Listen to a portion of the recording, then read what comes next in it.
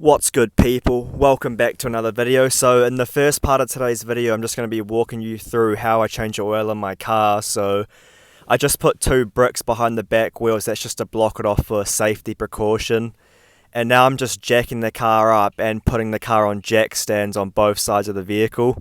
So you always want to do this when you're working under your car. You never want to have the car on just the jack because that can kill you if the jack fails.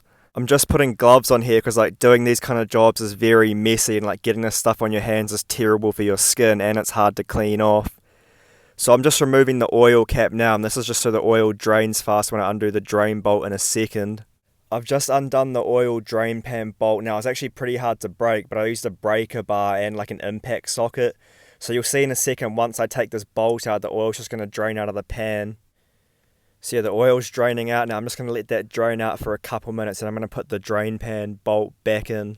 Coming up to the top of the car now, what I'm doing here is I'm just unscrewing the oil filter. You can't actually see this because it's behind my exhaust manifold. It's just impossible to film down there. And it's so hard to unscrew it, man. But yeah, I just got it out now. As you can see, there's the filter. I'm just unboxing the new oil filter now, and what I'm doing is I'm comparing the 2 filters to make sure they're the exact same, because there was actually a time where they gave me the wrong filter at Repco and it fell off my car when I was driving and it could have blown my engine up if I didn't realise. So as you can see, these filters are the exact same. You can tell by the part code right there, so we're good.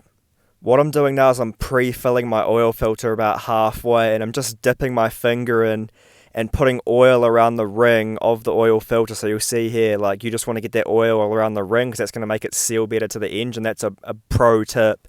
Very, very important you do that. If you don't do this, what's going to happen is when you come to take your oil filter off your engine next time, it's going to be very, very hard to get it off. I'm just screwing the oil filter back in now, and it's just so awkward to get it on, man. It's just such a strange spot on the engine. I don't know why they did that, but yeah, managed to get it, so just screwing it in and tightening it up now. I'm just filling the car with oil now, and here's a pro tip, is that you want to turn your bottle this way and fill it, because if you do it the other way, which is what people normally do, the oil can pour uneven and just start spilling everywhere. So this is definitely an easier way to do it. That's the oil change done pretty much. You just have to put the oil cap back on and you're good to go. I'm just putting the old oil into an empty container now, and then what I'm going to do with this container is take it to the dump, because they actually recycle oil there, so that's a good tip for you guys.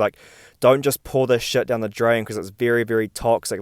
Definitely go to a center and get it recycled. What I'm doing now is I'm going to be spray painting my window wipers and these radiator brackets right here, because they're just old and rusty and they just look terrible, man. So I'm just removing them at the moment, and I'm making sure to put the bolt back where it came from so I don't lose it. Here's what these parts look like, and as you can see, they look absolutely terrible, man. Just very rusty, very old, especially these window wipers. They look so bad, man, so I'm going to clean these up right now. I'm just sanding both the window wipers back with some very rough sandpaper. I'm trying to remove as much of the rust as I possibly can before I paint it. So yeah, that's what I'm doing, and to be honest, I should have used paint stripper first to strip all the old paint off, but I don't know that was a thing until a couple days ago, so that's definitely what I'll be doing next time, is use paint stripper first and then get in with the sandpaper and it will be fine. Here's how the windshield wipers are looking now. I mean, I sanded most of the rust off, I did the best job I could, so it's not too bad, still a bit left, but should be right. After sanding it, I cleaned this with some rubbing alcohol and just to get all the dust, dirt, grease and all that kind of stuff off it. And what I'm doing now is I'm just spray painting this with some matte black spray paint. I just got this from the warehouse. It was $10. And honestly, I'd literally just recommend buying this. I've brought spray paint from Repco in the past for $30 a can. And honestly, it's not even that good, man. It was it didn't work at all. It was just terrible. Literally these $10 warehouse spray paint cans work an absolute treat. So I definitely recommend that. Just spray painting the passenger side window wiper blade now. So what I'm doing is I'm doing 4 coats each on both the windshield wipers, and that should be perfectly fine. Now we got my brother here in his fucking high-vis overalls just spray painting the radiator brackets, so just doing these red. And again, we clean these up using sandpaper, just sanding all the rust and stuff off it, and using rubbing alcohol to clean it. And now we're just going to be doing 4 coats of this high temperature red spray paint on these brackets, and after they're done they should look absolutely mint. And would you just look at that sunset, man? Just wow! Oh wow! It's the last coat of paint on these windshield wipers now, and it's just so surprising what a bit of paint can do, man. You'd legit be so surprised. These windshield wipers look 10 times better, man. And for me personally, It's like all about the little details on a car. I think the little details really, really matter. If you can nail that, like, your car's gonna look sick, man. Just those little things people don't really pay attention to. And now we're doing the final coat on the radiator brackets as well, and these are looking fucking sick, man. Fuck, they look good. Just a nice bright red. Like, it really just tidies the engine bay up so nicely, man. It just makes it pop way more. It's time to put these brackets back in now, so I'm just tying it up with a ratchet, and I gotta say, these just look sick, man. It looks fucking so good. That's a wrap. I kind of just fast forwarded past me putting the windshield wipers on because it's just too dark, man. But yeah, that's a wrap for the session. Alright, so I should probably update you guys on what's happening with my wrist. So, got the results from my scans back a couple days ago, and basically had an x-ray, that was all clear. And had an ultrasound, and they said, you know, my tendons and ligaments are healthy. So I'm just wondering, well, if that's the case, then like what's going on?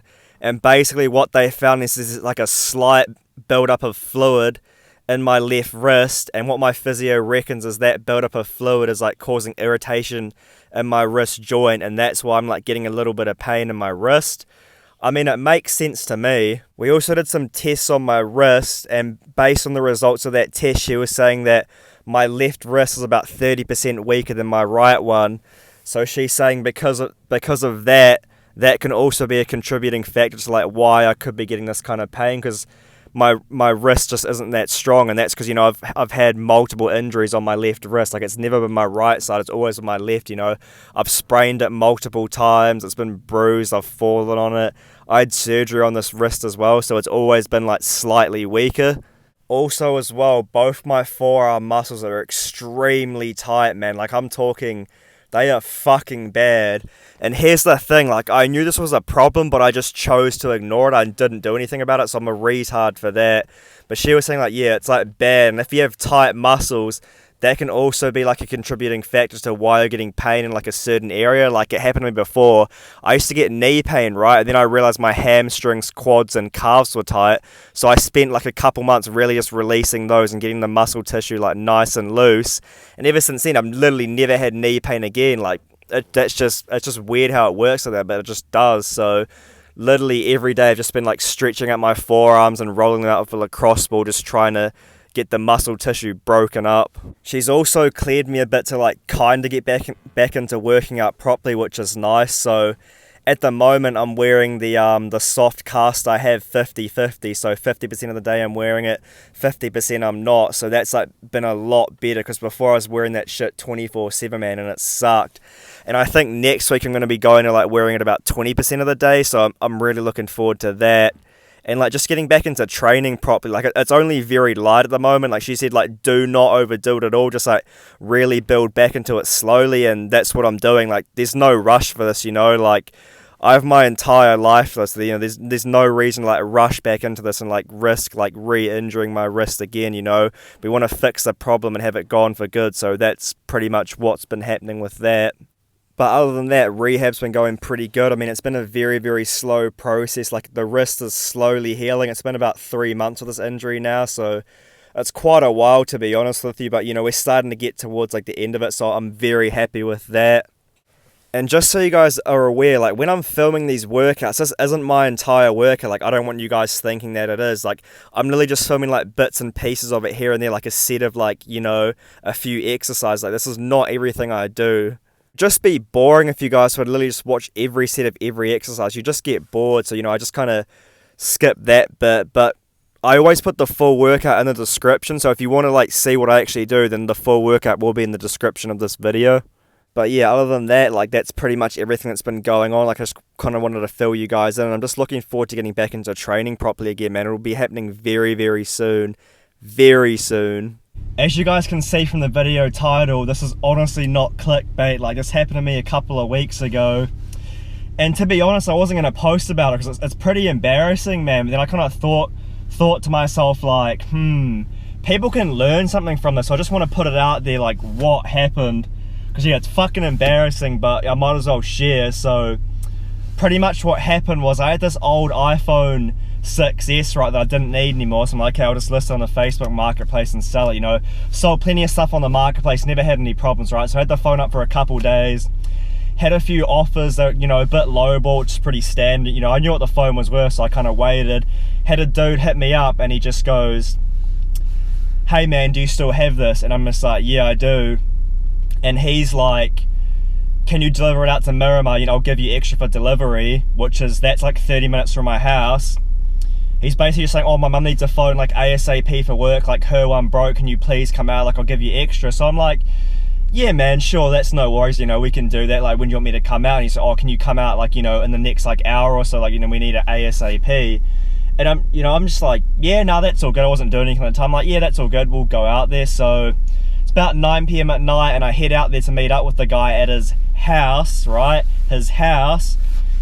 He gives me his address, and honestly, before I even left my house, I just had like just a bad feeling about this. I just felt like it wasn't going to go well for me, because the big red flag, and that's what I should have realized, man, was that like when I was talking to him, he just seemed like slightly sketched, but I was like, oh, you know, it'll probably be fine, you know, whatever. And then the one thing I said to him was like, oh, can you give me your cell phone number? Because, you know, I don't have much data left now, I'll just text you when I'm nearby. And he just like, oh bro, I don't have my phone on me, I left it at work, eh? And when he said that, I was kind of like, like who the fuck doesn't have their phone on them, you know what I mean? Like it just seemed a bit sus. But I was like, oh, you know, whatever, like, you know, he probably just like messaging me off his laptop or whatever. So even before I left my house, I just felt like it wasn't gonna go well. I had this gut feeling like, yeah, this isn't gonna go well, but I just still went anyway, which I shouldn't have, but I did. So go out there and meet the guy at his house and pull up, and he's like already standing like outside in front of the garage, right? And then get out of the car and I give him the phone so he can inspect it, and he looks at it for a bit and he's like, oh yeah, this is mean as, bro. And he just goes, is it all good if I just go inside and grab the money and then we'll be sweet as? And I was thinking like, oh, I probably shouldn't let him, but he just seemed like, because normally that's something I wouldn't do. I wouldn't let someone just, you know, take the phone and just go inside their house, you know what I mean? But he just seemed like such a genuine nice guy, man. I just kind of felt sorry for him, because obviously, you know, his mum needed a phone, right? So I'm just like, oh yeah, you know, I'll just let him go inside, like I'm sure it'll be fine. So then we're in front of his house, and basically I see this guy like start walking down the street, and we're like kind of like one house over from the houses on the corner of the street, right? So I see him walk down the street, and then he like turns the corner, and I kind of see him like starting to run. And at that point in time, it didn't really click in my head what was going on, because I was just so tired, man. Like I literally averaged like 5 hours sleep like every day that week. I was just fucking absolutely ruined, man. And then when he got around the corner, it kind of clicked in my head like what the fuck was going on. And I was like, oh shit. So I started bolting it down the street around the corner, get around the corner, and I just see the guy just sprinting down the road, and he just jumps in some car and they rip off. And like I gave chase for a bit, but to be honest, you're in a fucking car, like what am I gonna do, you know what I mean? Like it's literally nothing I could do. So they just got away in the car. I didn't get like the plates or anything like that, just got away. And that's when I realized like, fuck, I just been scammed, man. Like it was just like, when it happened, I was just like what the fuck? Like, because I always said to myself, you know, I'm never getting scammed, I'm not that retarded, but you know, here I fucking am getting scammed, so I'm a fucking retard, man. Like I'm an absolute moron for that. But yeah, like that's what happened. Like the guy literally ripped off with my phone and blocked me on Facebook, never to be seen again. And it was weird, because like you'd think after getting scammed you'd be just so fucking angry, you'd just be like pissed, like fuck this cunt. But after it happened, I was just standing in the middle of the road, 10 PM at night, just cracking up, eh? Like I just didn't even care, man. It's weird. Like I'm just so relaxed now, like I'm just so calm, like literally nothing bothers me. Like you'd think losing 250 bucks you'd be like fuck, but I just didn't care, man. I remember after it happened, I called my brother up and I told him what happened, and he was just pissing himself laughing. He was just laughing so hard, and I was just like, yeah, fuck, it kind of sucks, but it is what it is.